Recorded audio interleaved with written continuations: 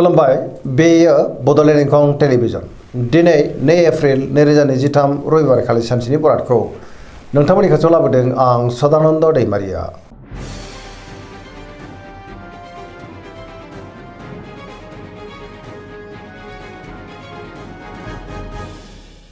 सिगां फरायनो लादों मेष राशि गिबि हांखो अ ल दिनैनि साना जोबोर मोजां गोसोखौ दिनै जोबोर गोजोननाय मोनगोन जेरावबो जाफुंसारगोन जेनिबो आंखाल जानाय नङा। बहाबा थाङोब्ला दिनै जोबोर मोजां आरो मोजाङैनो हान्थिनोबो हागोन गुबुननि थाखाय दिनै गोबां मोजां खामानि मावनानै होनोबो हागोन मावनो लानाय खामानिखौ थि समावनो आरो गोरलैयैनो मावफुंनो हागोन गोसोआ दिनै जोबोर खुसि जागोन देहाया मोजाङै थागोन सोरबा लोगोनिफ्राय मोजां खौरां मोननोबो हागौ गोसोनि साननायफ्रा मोगथाङाव जाफुंगोन रांखावरियाव दिनै जोबोर मोजां गोबां धोन आरजिनोबो हागोन दिनै आयाबो बांनो हागौ बेफार फालांगियाव जोबोर मोजां मुलाम्फा मोननो हागोन गोसोआ दिनै जोबोर रमान्टिक जागोन आरो लाइमोनफोरा गावबा गावनि गोसोनि साननायखौ फोरमायलायनोबो हागोन न'खराव बिसि फिसायनि गेजेराव अननानै फैगोन बिदा फंबायजों दिनै मोजां सोमोन्दो थागोन गुबुननि गोसोखौ गोरलैयैनो बोनोबो हागोन गोसोनि बोलोआबो बांनो हागौ समाजाव दिनै बयजोंबो मान होजागोन पजिटिभ एनार्जिनि गोहोम गोग्लैगोन फरायसाफ्रा दिनै फरायनायाव गोसो दुंखांगोन आरो मोजां फिथाइ मोनगोन धोरोमारि बिथिङावबो दिनै गोसो दुंखांनो हागौ।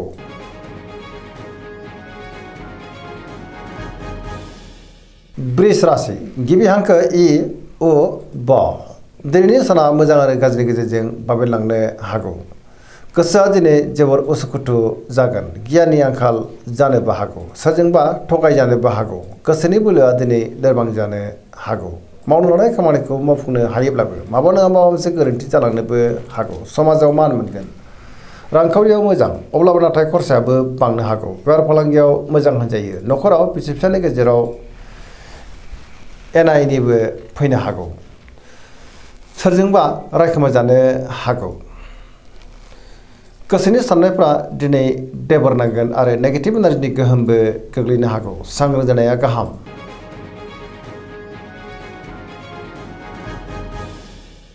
मिथुन राशि गिबि हांखो क स दिनैनि साना जोबोर मोजां पजिटिभ एनार्जिनि गोहोम गोग्लैगोन मोनफ्रोमबो बिथिङावनो जाफुंसारनो हागोन गियाननि आंखाल जानाय नङा सोरजोंबा बाख्नाय जानोबो हागौ गोसोआ दिनै जोबोर खुसि जागोन लाइमोनफ्रा जोबोर रमान्टिक जागोन आरो गावबा गावनि गोसोनि साननायखौ फोरमायलायनोबो हागोन देहाया दिनै मोजाङै थागोन रांखावरियाव मोजां बेफार फालांगियावबो मोजां होनजायो समाजाव बयजोंबो मान होजागोन न'खराव बिसि फिसायनि गेजेराव अननानै फैगोन बिदा फंबायजों दिनै मोजां सोमोन्दो थागोन गोसोनि बोलोआ बांनो हागौ मावनो लानाय खामानिखौ मावफुंनानै गोसोआ दिनै जोबोर गोजोनगोन सोरबा लोगोनिफ्राय मोजां खौरां मोननोबो हागौ गुबुना दिनै मान होगोन लाइमोनफोरा जोबोर रमान्टिक जागोन आरो गावबा गावनि गोसोनि साननायफोरखौ फोरमायलायनोबो हागोन।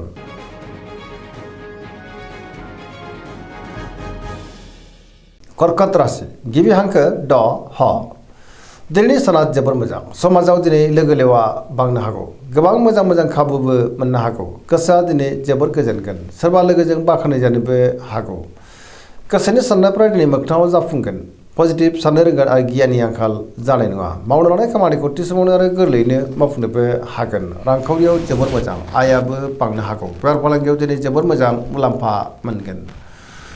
न'खराव बिसि फिसायनि गेजेराव अननानै फैगोन बिदा फंबायजों दिनै मोजां सोमोन्दो थागोन समाजाव बयजोंबो मान होजागोन देहाया मोजाङै थागोन गुबुननिफ्राय थोजासे हेफाजाबबो मोननो हागौ फरायसाफ्रा दिनै फरायनायाव गोसो दुंखांगोन आरो मोजां फिथाइ मोननोबो हागोन समाजाव बयजोंबो मान होजागोन पजिटिभ एनार्जिनि गोहोम गोग्लैगोन।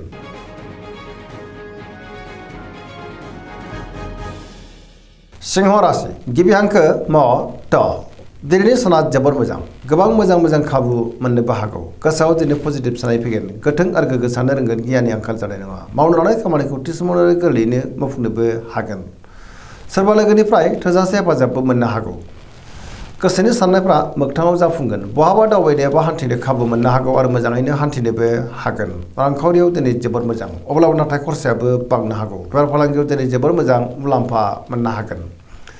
गोसोनि साननायखौ दिनै गुबुननो फोरमायनोबो हागोन न'खराव बिसि फिसायनि गेजेराव अननानै फैगोन समाजाव दिनै गोबां मान मोननो हागोन गुबुननि गोसोखौ गोरलैयैनो बोनोबो हागोन देहाया मोजाङै थागोन बयजोंबो अनसायजानो हागौ सिगांनि बयबो आद्रा खामानिखौबो दिनै गोरलैयैनो मावफुंलांनो हागोन गोसोआ दिनै जोबोद रमान्टिक जागोन आरो लाइमोनफ्रा गावबा गावनि गोसोनि साननायखौ फोरमायनोबो हागोन।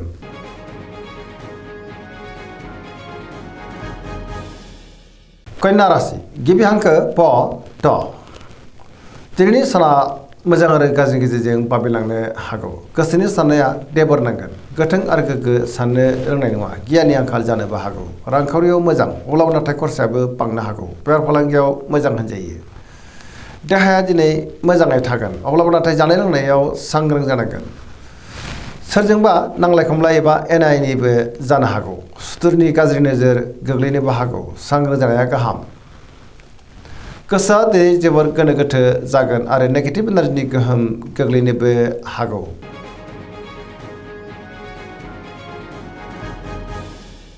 तुला राशि गिबि हांखो र ट दिनैनि साना मोजां आरो गाज्रिनि गेजेरजों बाबेलांगोन गोबां रोखोमनि जेंना जेंनाजों मोगा मोगि जानांनो हागौ गोसोनि साननायफ्रा देबर नांगोन गोथों आरो गोग्गो साननो रोंनाय नङा गियाननि आंखाल जानोबो हागौ मावनो लानाय खामानिखौ मावफुंनो गोब्राब जानो हागौ देहाया मोजाङै थागोन अब्लाबो नाथाय जानाय लोंनायाव सांग्रां जानांगोन रांखावरियाव मोजां बेफार फालांगियावबो मोजां होनजायो अब्लाबो नाथाय नेगेटिभ एनार्जिनि गोहोम गोग्लैनो हागौ सोरजोंबा रायखोमा जानोबो हागौ गुबुननि गाज्रि नोजोर गोग्लैनो हागौ गोसोनि साननायफ्रा देबर नांगोन लोगोफोरनिफ्राय हेफाजाब मोननो गोब्राब जानोबो हागौ गोदान थांखि लानो रोंनाय नङा सेंग्रा सिख्लाफ्रा जोबोर आला खाला जागोन आरो नेगेटिभ एनार्जिनि गोहोम गोग्लैनोबो हागौ।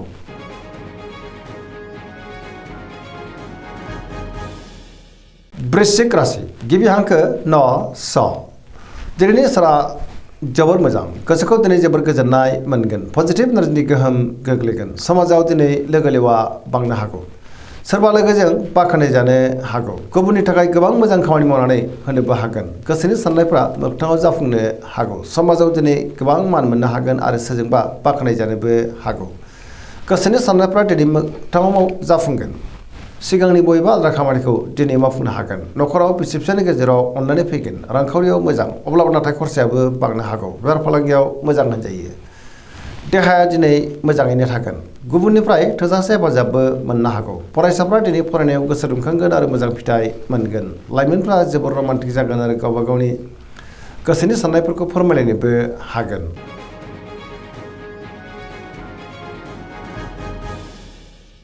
धनु राशि गिबि हांखो ध फ भ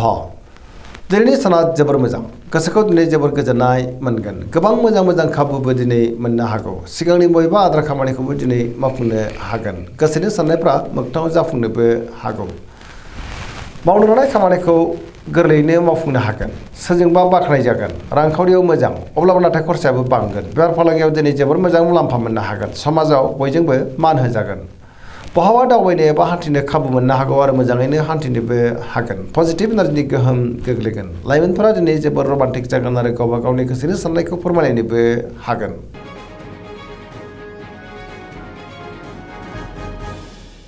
मकर राशि गिबि हांखो ख ज दिनैनि साना जोबोर मोजां गोसोआ दिनै जोबोर खुसि जागोन गोसोनि साननायफ्रा मोगथाङाव जाफुंनोबो हागौ मावनो लानाय खामानिखौ थि समावनो आरो गोरलैयैनो मावफुंनो हागोन रांखावरियाव दिनै जोबोर मोजां अब्लाबो नाथाय खरसायाबो बांनो हागौ बेफार फालांगियाव जोबोर मोजां मुलाम्फा मोनगोन गुबुनजों मोजां सोमोन्दो लाखिनोबो रोंगोन गोबां मोजां मोजां खाबु फैनोबो हागौ बहाबा दावबायनो एबा हान्थिनो खाबु मोनगोन आरो मोजाङैनो हान्थिनोबो हागोन गोदान खामानियाव आखाइ होजेननोबो हागोन न'खराव बिसि फिसायनि गेजेराव अननानै फैगोन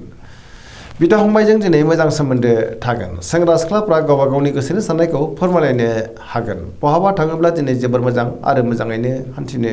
हागोन फरायसाफ्रा फरायनायाव गोसो दुंखांगोन आरो मोजां फिथाइ मोननोबो हागोन।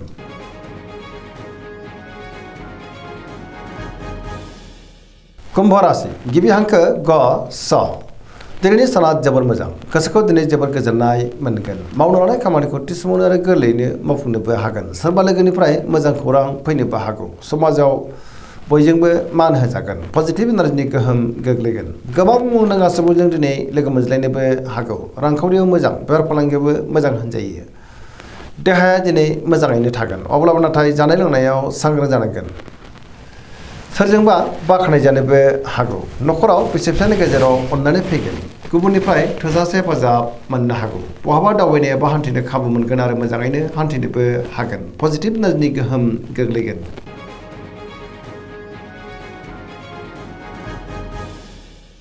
मीन राशि गिबि हांखो ड स। दिनैनि साना जोबोर मोजां। गुबुननि थाखाय दिनै गोबां मोजां खामानि मावनानै होनोबो हागोन। गोसोनि साननायफ्रा मोगथाङाव जाफुंनोबो हागौ। सोरजोंबा बाख्नाय जागोन।